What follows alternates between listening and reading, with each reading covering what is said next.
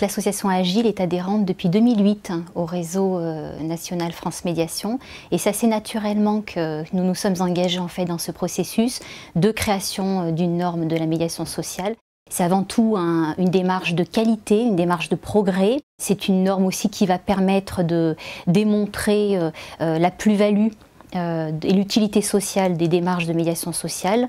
Et c'est une norme aussi qui va permettre la reconnaissance des métiers et des professionnels de la médiation sociale. J'occupe les fonctions de chef de la tranquillité publique.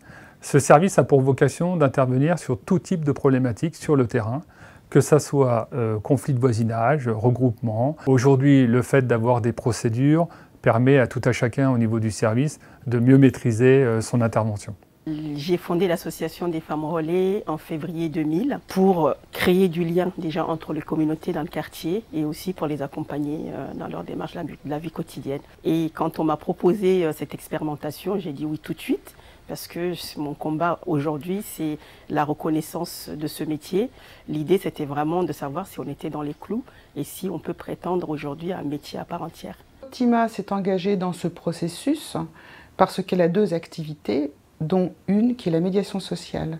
Et dans un souci d'être professionnel, il était plus qu'évident de rentrer dans cette démarche de certification qui va permettre la professionnalisation. C'est d'autant plus évident et important que la médiation sociale, par nature, se doit d'évoluer et de réfléchir en fonction de ce que lui renvoie la vie de la cité et les évolutions sociétales. De fait, on est obligé d'être dans cette démarche d'amélioration continue. Il y a un an, l'association en fait, a fait partie de la démarche test. C'est une chance plutôt pour l'association et ça l'est aussi pour tous les acteurs aujourd'hui qui œuvrent dans le champ de la médiation sociale de mettre à plat leurs outils, leurs pratiques, leurs process aussi et de pouvoir s'inscrire dans des vraies démarches de qualité, d'amélioration aussi de ces outils. Mettre en œuvre ce label, c'est extrêmement important puisque ça veut dire que demain, encore une fois, toute l'organisation qui est mise en place au niveau de ce service est régie par un cadre bien défini. Du fait du turnover de nos équipes, ça veut dire qu'à chaque fois qu'un agent rentrera, il pourra se référer à une procédure et pouvoir efficacement, dans la durée de son contrat chez nous, pouvoir exercer son métier dans les meilleures conditions possibles. C'est un prolongement naturel de tout ce qui a été fait depuis des années.